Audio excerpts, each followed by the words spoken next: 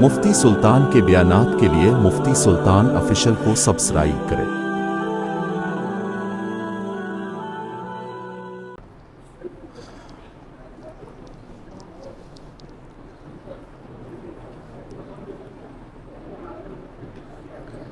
السلام علیکم ورحمۃ اللہ وبرکاتہ۔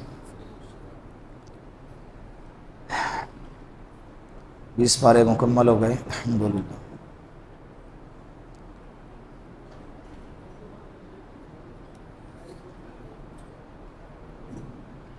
اٹھارہویں پارے کی بات چل رہی ہے۔ 18 پارے کی ابتدا اللہ رب العزت نے سورۃ المؤمنون سے فرمائی۔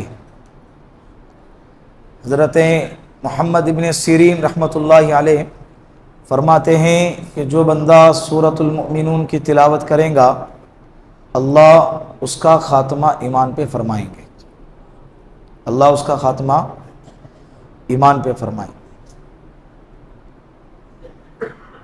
آپ صلی اللہ علیہ وسلم نے فرمایا کہ مجھ پر سورۃ المؤمنون کی 10 آیتیں ایسی اللہ نے نازل فرمائی، اگر کوئی بندہ ان 10 آیتوں پر عمل کرے گا کل قیامت کے دن اللہ اس کو جنت میں داخل کرے گا۔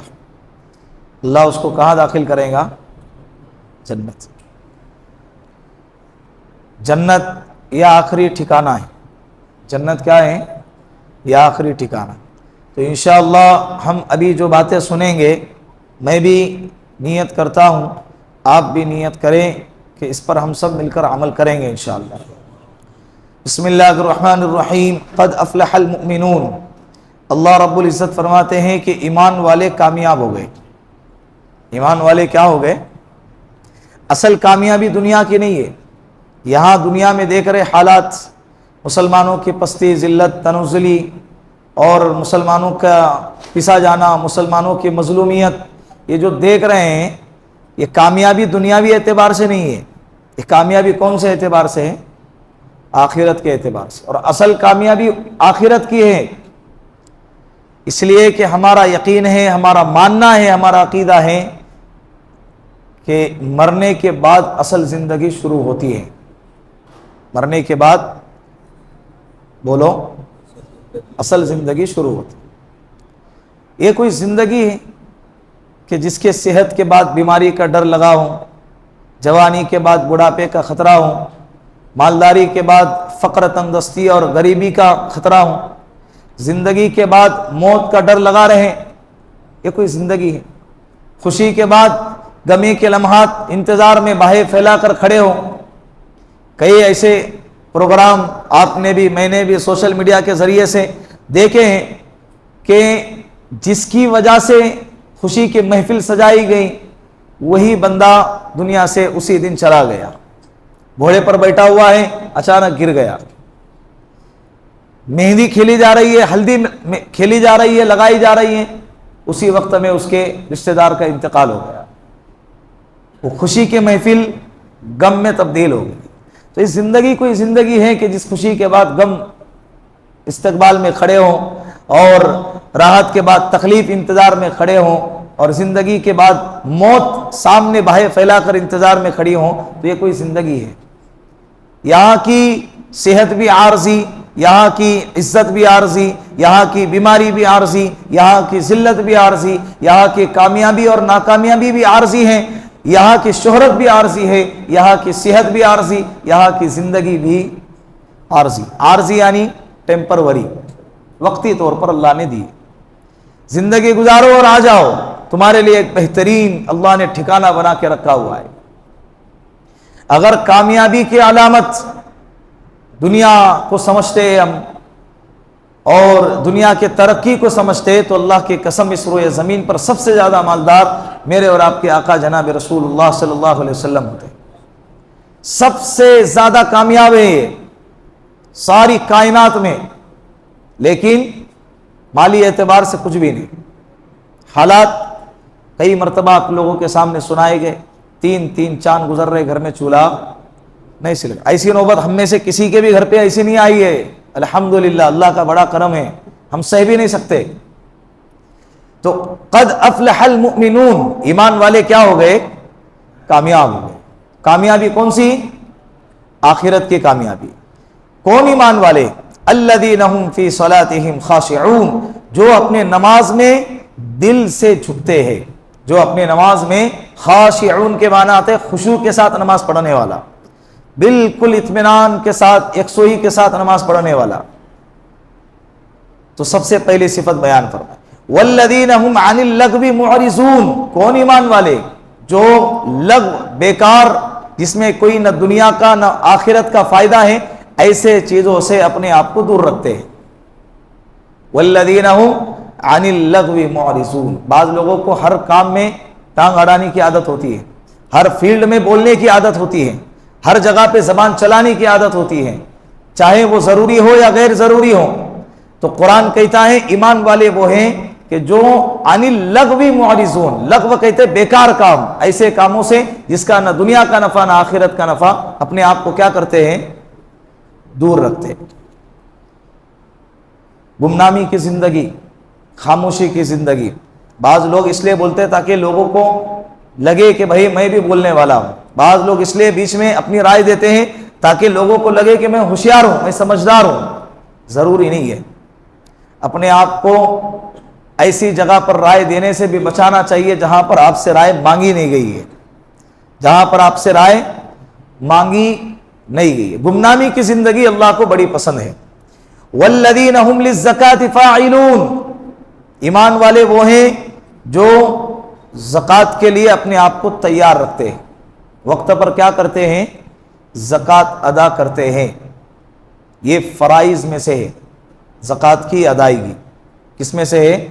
یہ بہت سارے فائدے ہیں اس کے، اس میں سے سب سے بڑا فائدہ یہ ہے کہ اللہ دنیا کی محبت ہمارے دل سے نکالنا چاہتے ہیں۔ کس کی محبت؟ دنیا، اور یہ بتانا چاہتے ہیں کہ جو ہے وہ سب اللہ کا، جتنا ہے سب اللہ کا۔ اب تھوڑا دے رہا ہے، تھوڑا دینے کا حکم دیا ہے، اگر ہم یہ حکم دیتے کہ جتنا ہے سب لگا لیں، تب تجھے چوں چراغ کی اجازت نہ ہوتی۔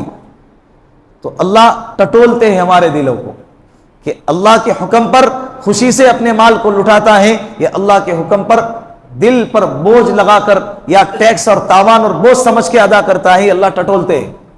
اسی لیے اللہ کے رسول صلی اللہ علیہ وسلم نے فرمایا نا کہ لوگ زکوٰۃ کو ٹیکس اور تاوان اور بوجھ سمجھ کر نکالیں گے تو سمجھ لینا کہ قیامت قریب ہے۔ قیامت کیا ہے؟ بعض لوگ مسائل زکوٰۃ کے اس لیے پوچھتے ہیں، اس انداز سے پوچھتے ہیں، اس لیے پوچھتے نہیں، اس انداز سے پوچھتے ہیں تاکہ ان کو جواب اس طرح سے ملے کہ ہاں آپ کے اس میں زکوٰۃ نہیں ہو رہی، اور جب یہ جواب ملتا ہے نا کہ اس میں زکوٰۃ نہیں ہے، اس کے چہرے پہ ایک الگ قسم کی خوشی کے آثار نظر آتے، اے میں بچ گیا۔ کیا ہے بھائی؟ میں بچ گیا۔ ڈرو اس بات سے کہ اللہ نے تیرا مال قبول کیا نہیں ہے، اللہ نے تیرا مال، تو بچ گیا نہیں ہے، اللہ نے تجھے نکال دیا ہے سائیڈ میں۔ خوش دلی کے ساتھ اللہ کے راستے میں زکوٰۃ کو نکالنا چاہیے، اور زکوٰۃ کا نکالنا یہ اس بات کی علامت ہے کہ اللہ نے آپ کو مالدار بنایا ہے۔ کیا بنایا ہے؟ مالدار بنایا، دینے والا بنایا۔ کل قیامت کے دن جنت کے اندر درجات کے بلندی کا سبب جو ہوتا ہے، اللہ نے وہ عمل کا ذریعہ تم کو بنایا، غریبوں کی کفالت کرنے والا اللہ نے تم کو بنایا۔ اور اللہ کے رسول صلی اللہ علیہ وسلم نے ایک حدیث قدسی بیان فرمائی کہ اللہ کل قیامت کے دن بندے سے کہیں گے کہ اے میرا بندہ، اے ابن آدم، مجھے بھوک لگی تھی، میں نے تجھ سے کھانا مانگا، تو نے کیوں کھلایا نہیں؟ وہ کہیں گا اے اللہ، تجھے بھوک لگی تھی اور تجھے کیسے کھلاتا، تجھے کیسے بھوک لگ سکتی ہے؟ اللہ کہیں گے کہ میرے بندے کو بھوک لگی تھی، اس نے تجھ سے کھانا مانگا تھا، تو نے اگر اس کو کھانا کھلاتا تو مجھے تو اس کے پاس پاتا۔ مجھے پیاس لگی تھی، تو نے پانی کیوں نہیں پلایا؟ وہ کہیں گے اللہ تجھے پیاس کیسے لگی؟ اللہ کہیں گے پیاسے کو اگر تو پانی پلاتا تو مجھے وہی پاتا۔ تو ضرورتیں پوری کرنا گویا کہ اللہ کے حکم کو پورا کرنا ہے، اللہ کے حکم کو پورا کرنا ہے۔ والذین هم للزکاۃ فاعلون، نمبر 1 نماز خشوع کے ساتھ پڑھتے ہیں، نمبر 2 بیکار اور لغو چیزوں سے اپنے آپ کو دور رکھتے ہیں، نمبر 3 زکوٰۃ کی ادائیگی کرتے ہیں وقت پر، نمبر 4 والذین هم لفروجهم حافظون، ایمان والے وہ ہیں جو اپنے شرمگاہوں کی کیا کرتے ہیں؟ حفاظت کرتے ہیں، اپنے شرمگاہوں کی حفاظت کرتے ہیں۔ یہ بہت بڑی قربانی ہے۔ آج کے زمانے میں تو انٹرنیٹ کا زمانہ، سوشل میڈیا کا زمانہ، یوٹیوب اور فیس بک کا زمانہ گند مچی ہوئی ہے۔ جوان وقت سے پہلے نوجوان ہو رہا ہے، وقت سے پہلے، اور ایسے حالات دیکھ کر انسان گناہ کی طرف جلدی مائل ہو رہا ہے۔ گناہ اور زنا اتنا جو آسان اور سستا جو ہو گیا ہے نا، اس کی ایک وجہ یہ بھی ہے، جگہ جگہ پہ جو ریپ کے واقعات اور جبرن زنا جس کو کہتے ہیں اسلامی لفظوں کے اندر، جبرن زنا کرنا جو جگہ جگہ پہ واقعات کی تعداد جو بڑھتی جا رہی ہیں، اس کی ایک وجہ یہ بھی ہے، ایک وجہ تو یہ ہے کہ سزا دی نہیں جا رہی ہے، اور دوسری وجہ کیا ہے؟ یہ بے حیائی، سوشل میڈیا کے ذریعے سے جو بے حیائی پھیل رہی ہے، اس کو دیکھ کر کیا ہو رہا ہے؟ کئی ایسے واقعات، نہ بچہ دیکھا جا رہا ہے، نہ رشتہ داری دیکھی جا رہی ہیں، اور ان کے ساتھ جبرن زنا کیا جا رہا ہے۔ تو اللہ کہہ رہے ہیں اپنی شرمگاہوں کی حفاظت کرنے والے کل قیامت کے دن کامیاب ہے۔ اپنی جوانی کو پاکیزہ رکھو۔ الا علی ازواجہم او ما ملکت ایمانہم، ہاں اگر اپنی خواہش پوری کرنا ہی ہے تو اس کے لیے اللہ رب العزت نے دو آپشن رکھے ہیں، ایک آپشن بیوی کا ہے اور دوسرا آپشن باندی کا ہے۔ کس کا ہے؟ باندی کا۔ ابھی باندی کا زمانہ نہیں رہا، تو بیویوں کا تو زمانہ ہے نا۔ کس کا زمانہ؟ بیوی نہیں، بیویوں کا زمانہ ہے۔ ایک سے اگر خواہش پوری نہیں ہو رہی، کس نے منع کیا آپ کو؟ شریعت اجازت دے رہی ہے۔ پہلی بیوی کو بھی حق نہیں ہے کہ وہ شوہر کو منع کرے، اور شوہر کو بھی اجازت، شوہر کو بھی یہ ضروری نہیں کہ وہ پہلی بیوی کی کیا لے؟ اجازت لے، ہاں لیکن اس کو اطلاع کرنا ضروری ہے، اطلاع کرنا، اس کو اعتماد میں لانا ضروری ہے۔ اس لیے کہ نکاح، اللہ کے رسول صلی اللہ علیہ وسلم نے فرمایا اعلنوا ھذا النکاح، نکاح کو اعلان کر کے کرو۔ نکاح اعلان کر کے ہوتا ہے، اور زنا بولو چھپ کیا ہوتا ہے۔ نکاح بتا کر کیا جاتا ہے، بول کر کیا جاتا ہے، اور گناہ چھپ کر کیا جاتا ہے۔ اسی لیے بیویوں کا زمانہ ہے۔ اللہ رب العزت نے آپ کے سینے میں خواہشات اگر زیادہ دی ہیں تو آپ کو کس نے منع کیا ہے؟ تھوڑی سی ہمت درکار ہے، تھوڑی سی ہمت کی ضرورت ہے، دوسرا نکاح کرو۔ اگر آپ میں یہ جذبہ ہے، آپ کے اندر یہ صفت ہے کہ آپ دونوں کے حقوق ادا کر سکتے ہو، دونوں میں انصاف کی برابری کر سکتے ہو، تو آپ کو چاہیے کہ آپ کیا کریں؟ دوسرا نکاح کریں۔ اور اگر کوئی بندہ بیوی اور باندی کے علاوہ کسی اور سے اپنی خواہش پوری کرتا ہے تو یہ بندہ فمن ابتغى وراء ذلك، ان کے علاوہ اگر وہ کوئی زیادتی کرتا ہے، خواہش کرتا ہے، فاولئک هم العادون، تو یہ بندہ شریعت کے باؤنڈری کو کراس کرنے والا شمار کیا جائے گا۔ شریعت کے باؤنڈری کو، ایک ملک کی جو باؤنڈری ہوتی ہے، اگر کوئی بندہ بغیر پرمیشن کے اگر اس کو کراس کرتا ہے تو اس کو کیا ہے؟ مجرم سمجھا جاتا ہے۔ کیا سمجھا جاتا ہے؟ مجرم سمجھا جاتا ہے۔ تو یہ بندہ بھی مجرم ہے اللہ کی نگاہ میں۔ والذین هم لاماناتہم، ایمان والے وہ ہیں جو امانتوں کی پاسداری کرتے ہیں۔ کیا کرتے ہیں؟ امانتوں کی۔ امانت صرف یہ نہیں کہ تمہارے پاس کوئی چیز رکھی گئی اس کی حفاظت کرو، امانت یہ بھی ہے ٹائم کا خیال رکھنا۔ اگر آپ کسی جگہ پر نوکری کرتے ہیں تو نوکری میں دو کیٹیگری ہیں، یا تو آپ کو تنخواہ ٹائم کی ملتی ہے کہ آپ 8 گھنٹے ہمارے یہاں کام کرو تو آپ کو ہر مہینے اتنی تنخواہ ملیں گی، یا دوسری کیٹیگری آپ اتنا کام کرو، کام آپ مکمل کرو گے، آپ کو منتھلی مہینہ ہونے کے بعد اتنی سیلری ملے گی۔ اگر ٹائم باندھا ہوا ہے تو ایسے لوگوں کو چاہیے کہ ٹائم کی پاسداری کرے۔ یہ بھی امانت میں داخل ہے۔ یہ بھی کس میں داخل ہے؟ بہت سارے لوگ 1 سے 1.5 گھنٹے کا لنچ کا ٹائم ہوتا ہے، اس میں جو ہے نا سرکاری جاب کرنے والے ہیں یا دوسرے کمپنیوں میں جاب کرنے والے ہیں، 1 گھنٹہ 1.5 گھنٹے کا لنچ کا ٹائم ہوتا ہے۔ ان ٹائمنگ کے اندر بہت سارے کمپنیاں، بہت سارے ایسے جاب کے جگہ، اس کے آس پاس مساجد ہوتے ہیں، وہاں جا کر کھانا بھی کھا لیتے ہیں، نماز بھی پڑھ لیتے ہیں، الحمدللہ یہاں تک ان کا کام مکمل ہو گیا، لیکن اس سے آگے آرام کرتے ہیں، 1.5 2 گھنٹے ایکسٹرا لے کے آرام کرتے ہیں۔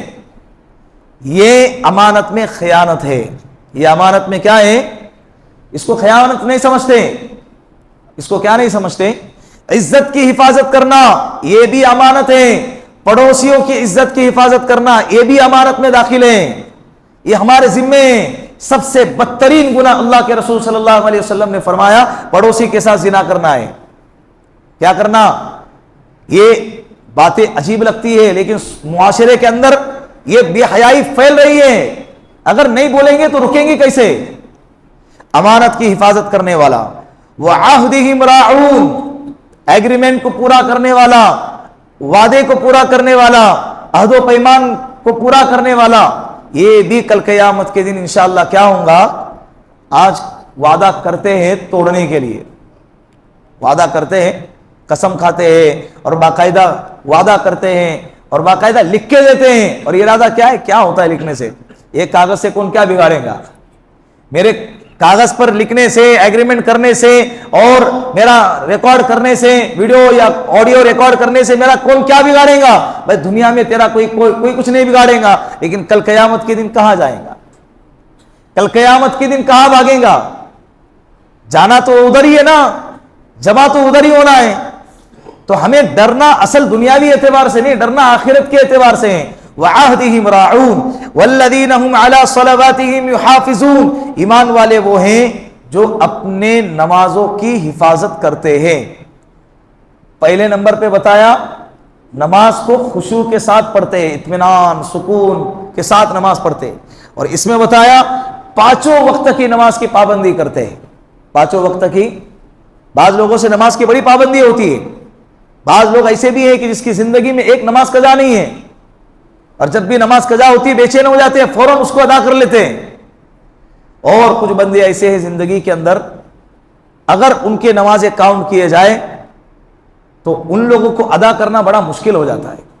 कई लोग आते हैं ऐसे कि अभी 30 साल से हमने नमाजें छोड़ी हुई है, फजर की नमाज पढ़ी ही नहीं, कभी ईशा की नमाज ही नहीं पढ़ी है। भाई कितने भी नमाजें हों, आप लोगों को चाहिए कि सबसे पहले अल्लाह के सामने तौबा करें और अल्लाह से माफी मांगे। दूसरे नंबर पर आज ही से इरादा करें और आज ही से नमाज की कजा करने की कोशिश करें। 5 नमाजें रोजाना फर्ज है, साथ में 5 और ऐड कर लें। और जिंदगी की नीयत ये करना है कि ए अल्लाह, मैं जिंदगी की सबसे पहली फजर कजा कर रहा हूं वास्ते तेरे, अल्लाह सबसे पहली जोहर, सबसे पहली असर, इस तरह से नमाज की नीयत करके पिछली छूटी हुई नमाजों को क्या करना चाहिए? हाँ, अगर तुमको ये मालूम नहीं है कि मेरी कितनी नमाजें हैं, कौन कौन सी नमाजें कजा हैं, बाज लोगों की फजर ज्यादा कजा होती हैं, उन्हें चाहिए कि ज्यादा नमाजें फजर की कजा करें। और ये उस वक्त तक करता रहे जब तक के दिल क्या ना हो, मुतमइन ना हो। अगर आंकड़ा मालूम है 15 साल का, तो 15 साल को काउंट करो, एक दिन में 5 नमाजें, 15 साल में कितनी नमाजें, लिस्ट पर लिखो उसको। ईमान वाला सूझबूझ वाला होता है, चौकन्ना होता है, बेदार होता है ईमान वाला, गफलत की जिंदगी नहीं गुजारता। तो उसको लिखें और रोजाना नमाज कदा करने की, खाना पूरा करने की कोशिश करें। इस बीच खुदा ना खास्ता अगर मौत आ गई, अल्लाह के जात से उम्मीद है कि अल्लाह कल क़यामत के दिन छूटी हुई नमाजों पर पकड़ नहीं करेंगे। सिलसिला तो शुरू हुआ था ना। तो ईमान वाले वो हैं जो अपनी नमाजों को पाबंदी के साथ पढ़ते हैं। उलाइका हुमुल वारिसून, और यही लोग हैं जो कल क़यामत के दिन वारिस होंगे। किसके वारिस होंगे? अल्लज़ीन यरिसूनल फिरदौस हुम फीहा खालिदून, वो लोग जन्नतुल फिरदौस के वारिस होंगे, जन्नत के नहीं। किसके वारिस? दुनिया के अंदर लग्जरी फ्लैट देखकर दिल डगमगाने लगता है, आंखें चमक जाती हैं। लग्जरी फ्लैट क्या है भाई उसके अंदर? अल्लाह कल क़यामत के दिन कह रहे जन्नत नहीं दूंगा, क्या दूंगा? जन्नतुल फिरदौस अता करूंगा। अल्लाह करे कि अल्लाह हम सबको वो जगह अता फरमाए। इसी सूरतुल मुमिनून के अंदर अल्लाह रब्बुल इज्जत ने सूरत के आखिर में एक आयत करीमा नाजिल फरमाई, अफहसिबतुम अन्नमा खलकनाकुम अबथा व अन्नकुम इलैना ला तुरजाऊन। ए ईमान वालों, ए मेरे बंदो, क्या तुमने ये गुमान कर रखा है कि मैंने तुम्हें ऐसे ही आबसा बेकार पैदा किया है? अन्नकुम इलैना ला तुरजाऊन, क्या तुमको तुम्हारे अल्लाह के पास लौटाया नहीं जाएगा? अल्लाह कह रहे कि तुम्हें बेकार पैदा नहीं किया, तुम्हारे पैदा करने का मकसद है, तुम्हें जो पैदा किया है इसके पीछे एक रीजन है। तुमने अगर अपने मकसद को भुला दिया, हमारी जिंदगी का लाइफ स्टाइल जो है ना, हमारी जिंदगी गुजारने का जो तरीका है, लाइफ स्टाइल जो है ना हमारी ऐसी ही है, गोया कि ये बताना चाहते हैं कि हम ऐसे ही बेकार पैदा हो गए।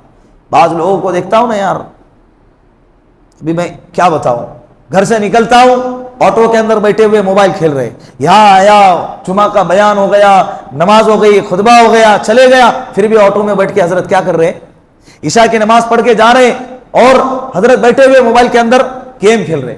घर जाकर खाना वगैरह खाकर अगर 1-1.5 घंटे के बाद किसी काम से बाहर निकलना हुआ इत्तेफाकी तौर पर, तो देखा कि फिर भी हजरत मोबाइल के अंदर, यूं समझते हैं कि अल्लाह ने हमको ऐसे ही बेकार पैदा किया, अल्लाह ने उम्र दी है, कल क़यामत के दिन अल्लाह पूछेगा, अल्लाह ने वक्त दिया है, अल्लाह पूछेगा, अल्लाह ने जिंदगी अता फरमाई, अल्लाह कल क़यामत के दिन पूछेगा। अपने जिंदगी को बेमकसद न बनाओ, बहुत कीमती जिंदगी है, लोग इसी जिंदगी के अंदर, इसी वक्त के अंदर इसको सही इस्तेमाल करके कहां से कहां पहुंच रहे हैं और उम्मत को कितने नफे का काम कर रहे हैं। अल्लाह ने हर एक में अपनी अपनी सलाहियतें डाली है, इसका सही इस्तेमाल करो। क्या करो? सही इस्तेमाल करो। आगे अल्लाह रब्बुल इज्जत ने सूरह नूर नाजिल फरमाई। सूरह नूर ये 18वें पारी की सूरत है। आप सल्लल्लाहु अलैहि वसल्लम ने फरमाया, मर्दों को चाहिए कि सूरतुल माइदा की तिलावत करें, सूरह माइदा को पढ़े, उसके तफसीर और उसके तर्जमे को पढ़े, और औरतों को चाहिए कि सूरह निसा और सूरह नूर की तिलावत करें। सूरह निसा और, बोलो, घर में जाके बोलेंगे ना कि सूरह नूर पढ़ो, सिर्फ पढ़ो नहीं, तर्जमे के साथ पढ़ो, उनकी जिंदगी में तब्दीली आएंगी। बहुत सारे मुआशरती मसाइल, इज्तिमाई मसाइल, इज्तिमाई कानून, घरेलू जो जिंदगी गुजारने के तरीके हैं, वो सूरत नूर के अंदर अल्लाह रब्बुल इज्जत ने नाजिल फरमाए। इसीलिए सूरत का नाम नूर रखा गया है। इसमें हमको जिंदगी गुजारने के लिए रोशनी और नूर मिलता है। और एक वजह इस सूरत के नूर नाम रखने का यह भी है कि अल्लाह रब्बुल इज्जत ने इसके अंदर एक आयत नाजिल फरमाई, अल्लाहु नूरुस समावाति वल अर्द मथलु नूरिही कमिश्कातिन फीहा मिस्बाह, कि अल्लाह आसमान और जमीन का नूर है। ये आसमान और जमीनों में जितने नूर और रोशनी फैल रही है, ये अल्लाह के नूर से फैल रही है। किसके नूर से? अल्लाह के नूर से फैल। इसलिए इस सूरत का नाम नूर रखा गया। इस सूरत के अंदर हजरत अम्मी आयशा सिद्दीक़ा रदी अल्लाह अन्हा पे जब नऊज़ु बिल्लाह मुनाफिकीन ने जिना की तोहमत लगाई थी, अल्लाह रब्बुल इज्जत ने उस तोहमत की बरात और अम्मी आयशा सिद्दीक़ा रदी अल्लाह अन्हा की पाक दामनी इस सूरत के अंदर अल्लाह ने नाजिल फरमाई। बड़ा अजीब और गरीब मंजर था उस वक्त में। दुनिया की सबसे पाकीज़ा औरत है और मुनाफिकीन ने उन पर क्या लगाई? जिना की तोहमत लगाई। शिया हजरात जो है ना, अम्मी आयशा सिद्दीक़ा रदी अल्लाह अन्हा पे नऊज़ु बिल्लाह जिना की तोहमत लगाते। हजरत अबू बकर सिद्दीक को गासिब कहते हैं। इसीलिए ऐसे ही नहीं, उलमाए देवबंद का इनके खिलाफ सख्त मौक़िफ़ रखा हुआ है। हजरत अबू बकर सिद्दीक के सहाबियत को जो माने ने इनकार करे, वो बंदा ईमान वाला नहीं है। इसलिए कि हजरत अबू बकर सिद्दीक की सहाबियत ये कुरान करीम से साबित है। किससे साबित है? सूरत तौबा में अल्लाह रब्बुल इज्जत ने फरमाया, वक़ाल लिसाहिबिही ला तहज़न, के गार में बैठे हुए आप सल्लल्लाहु अलैहि वसल्लम अपने साथी से कह रहे हैं, ला तहज़न इन्नल्लाह मअना, के गम न करो, डरो नहीं, अल्लाह हमारे साथ है। तो ये साहिबी, साहिबी क्या है? ये सहाबी होने की अलामत है। तो गोया कि ये कुरान करीम से हजरत अबू बकर सिद्दीक की सहाबी साबित है, और ये हजरत अबू बकर सिद्दीक को गासिब कहते हैं। नऊज़ु बिल्लाह, कि इन्होंने हजरत अली रदी अल्लाह अन्हु के हक पर डाका डाला है, ये उनका अकीदा है। अम्मी आयशा सिद्दीक़ा रदी अल्लाह अन्हा पे जिना की तोहमत लगाते। तो ये जब तोहमत लगाई गई थी, हालात ऐसे संगीन थे, ऐसे संगीन थे, और अम्मी आयशा सिद्दीक़ा रदी अल्लाह अन्हा, आप सल्लल्लाहु अलैहि वसल्लम बिल्कुल खामोश हैं, मदीने में चर्चा हो रहा है। और एक तफसीली वाक़िया है, ग़ज़वे बनी मुस्तलिक से आप सल्लल्लाहु अलैहि वसल्लम लौट रहे थे। अम्मी आयशा इस्तिंजा करने के लिए चले गई और अल्लाह के रसूल ने लश्कर को रवाना होने का हुक्म दिया। सारा लश्कर चला गया। अम्मी आयशा रज़ी अल्लाह अन्हा जब आई तो देखा कि कोई है ही नहीं। फिर बैठे, अल्लाह के रसूल की आदत शरीफा मालूम थी कि अल्लाह के रसूल बाद में भेजते थे कि कोई चीज छूटी तो नहीं है। बड़ा तफसीली वाक़िया है। हजरत सफ़वान इब्ने मुअत्तल रज़ी अल्लाह अन्हु सहाबी रसूल है, अल्लाह के रसूल ने इनको भेजा था अम्मी आयशा सिद्दीक़ा रज़ी अल्लाह अन्हा को लाने के लिए। जब पर्दे का हुक्म नाजिल नहीं हुआ था, उस वक्त अम्मी आयशा को देखा था, दूर से देखकर पहचान गए, फौरन सवारी को बिठाया और दूर जाकर खड़े हो गए। अम्मी आयशा रज़ी अल्लाह अन्हा सवारी पर सवार हो गई और उनके साथ चल दिए। उन्होंने नीचे से ऊपर अपनी गर्दन को उठाया नहीं। अल्लाह, अम्मी आयशा फरमाती है, मैं कुर्बान जाऊं, मैं अल्लाह की कसम खाकर कहती हूं कि सफ़वान इब्ने मुअत्तल से ज्यादा पाकीज़ा इंसान मैंने कभी देखा नहीं। لیکن لشکر والوں نے جب یہ منظر دیکھا کہ حضرت صفوان ابن معطل رضی اللہ عنہ اور امی عائشہ صدیقہ رضی اللہ عنہا ساتھ میں لشکر میں داخل ہو رہے ہیں، تو یہ منافقین کا جو سردار ہے، رئیس المنافقین عبداللہ ابن ابی ابن سلول، اس کو موقع مل گیا، وہاں سے اس نے افواہ کی اور تہمت کی بات شروع کر دی۔ یہ بات کا چرچا پھیلنے لگا، اسی لیے کہتا ہوں کوئی بھی بات اگر تمہارے سامنے آ جائے اس چرچے کا حصہ نہیں بننا چاہیے۔ پتہ نہیں بھائی حقیقت ہو یا جھوٹ ہو یا سچ ہو یا غلط ہو، ہمیں کیا لینا دینا؟ جس چیز کا تعلق ہمارے زندگی سے نہیں ہے ہم اس کے ساتھ کیوں وابستہ ہو جائے؟ اپنے آپ کو ایسی چیزوں سے دور رکھنا چاہیے۔ یہ سلسلہ کئی دنوں تک چلتا رہا۔ آپ صلی اللہ علیہ وسلم بالکل خاموش رہے، گھر پہ آتے تھے، بات چیت نہیں ہوتی تھی، پھر جب جس کے جگر کے ٹکڑے پر تہمت لگائی گئی اس کے دل پہ کیا گزرتی ہوں گی آپ اندازہ لگاؤ۔ اگر کوئی آج ہمارے گھر والی کے تعلق سے کوئی بات کرے ہمیں برداشت نہیں ہوتا۔ وہ دو جہاں کے سردار کی بیوی ہیں۔ کس کی بیوی؟ دو جہاں کے سردار کی بیوی، اور سب سے زیادہ پیار کرنے والے آپ صلی اللہ علیہ وسلم اگر کسی سے ہیں تو امی عائشہ صدیقہ رضی اللہ عنہا سے۔ ان کے بارے میں جب یہ چرچا چلنے لگا تو کیا گزرتی ہوں گی دل پہ؟ تو بالکل خاموش رہے۔ امی عائشہ کو خبر ہی نہیں ہے، بدلا ہوا تیور ہے، کیا ہو گیا کیا نہیں۔ صبح کو استنجا کے لیے نکلے ہیں، ان کے ساتھ میں ان کی خادمہ تھی حضرت ام مستہ رضی اللہ عنہا، ان کو ٹھوکر لگی تو انہوں نے کہا ہلاک مستہ ہلاک ہو جائے، ان کے بیٹے کو بددعا دی۔ امی عائشہ کہنے لگی کہ اللہ کے بندی کوئی اپنے بیٹے کو بددعا دیتا ہے؟ تو اس وقت میں حضرت ام مستہ کہنے لگی کہ اے عائشہ تم کتنی بھولی ہو، تمہیں کچھ خبر ہی نہیں ہے مدینے میں کیا چل رہا ہے۔ اس وقت پھر سارا معاملہ سنایا۔ اس وقت میں اپنے بیٹے کو جو بددعا دی انہوں نے، اس کی ایک وجہ یہ تھی کہ سارے منافق اس چرچے میں شامل ہو گئے۔ صحابہ میں سے سوائے 3 صحابی کے کوئی صحابی اس چرچے میں شامل، جب بھی کسی کے سامنے یہ بات آتی صحابی کی تو اس وقت کہتے کہ اللہ اس کا رسول ہی بہتر جانتا ہے، ہم اس بارے میں کچھ نہیں کہتے۔ اور امی عائشہ بالکل ایسا کر ہی نہیں سکتی، سیدھے سے جواب دیتے تھے۔ یہ اس وقت میں ایمان کا امتحان چل رہا تھا۔ تو اس وقت میں حضرت مستہ رضی اللہ عنہا، حضرت حمنہ بنت جہش رضی اللہ عنہا، حضرت حسان ابن ثابت، اس طرح سے 3 صحابی اس افواہ کے اندر کیا ہو گئے؟ مبتلا ہو گئے۔ بعد میں ان پر جو حد جاری ہوتی ہے وہ حد جاری کروائی گئی، کیونکہ یہ ایمان والے تھے۔ باقی جو تھے وہ منافقین تھے، ان کو چھوڑ دیا ان کے حال پہ۔ تو امی عائشہ کو جب پتہ چلا تو ان کے پیروں کے نیچے سے زمین کھسک گئی۔ گھر پہ آئی، اللہ کے بیمار ہو گئی، بخار آ گئی، اللہ کے رسول سے فرمایا کہ میں مائکے جانا چاہتی ہوں۔ سامنے ہی گھر تھا، مائکے چلے گئے اجازت لے کر۔ اسی لیے کہتا ہوں عورتوں سے کہ اجازت لے کر اپنے شوہروں سے کام کیا کرو۔ آپ صلی اللہ، حالانکہ مائکہ سامنے ہے، مائکہ کہاں ہے؟ سامنے، لیکن پھر بھی اجازت لے کے جا رہی ہے۔ چلے گئی، کئی دن گزر گئے۔ آپ صلی اللہ علیہ وسلم جب ملاقات کرنے کے لیے آئے، میں بات مختصر کر رہا ہوں، تفصیلی قصہ گزشتہ سال آپ کے سامنے بیان کیا تھا۔ آپ صلی اللہ علیہ وسلم امی عائشہ رضی اللہ عنہا کی خیر خیریت معلوم کرنے آئے، اور امی عائشہ اس وقت میں مصلی پر تھی، اللہ کے سامنے محو گفتگو تھی۔ اللہ کے رسول صلی اللہ علیہ وسلم کے زبان سے نکلا، زبان مبارک سے نکلا کہ عائشہ اللہ بڑے غفور الرحیم ہے، اللہ سے معافی مانگ لو، اللہ معاف کر دیں گے۔ یہ جملہ بجلی کی طرح امی عائشہ کے دل پہ گرا، فوراً مصلی کی طرف متوجہ ہو گئی، اللہ کی طرف متوجہ ہو گئی۔ حضرت ابو بکر صدیق ہے، حضرت ام جمیل رضی اللہ عنہا ہے، اور وحی کے آثار ظاہر ہو گئے۔ پیشانی پر پسینہ، گردن جھک گئی، فوراً کپڑا ڈال دیا گیا، وہی اتری ہے، سورہ نور کی آیتیں نازل ہو گئی۔ اللہ رب العزت نے امی عائشہ رضی اللہ عنہا کی پاک دامنی میں آیتیں اتاری، قرآن کریم کا حصہ بنا دیا جو قیامت تک پڑھا جائے گا۔ امی عائشہ کو بلایا گیا رضی اللہ عنہا اور کہا کہ عائشہ مبارک ہو، تیری پاک دامنی میں اللہ رب العزت نے قرآن کریم اتارا ہے۔ ان کے والدہ کہنے لگی عائشہ اللہ کے رسول کا شکریہ ادا کرو۔ امی عائشہ کہنے لگی کہ میں اللہ کے رسول کا شکریہ کیوں ادا کروں، میں تو میرے رب کا شکریہ ادا کروں گی جس نے میرے پاک دامنی میں قرآن کریم کا حصہ بنا دیا، حصہ اتار دیا۔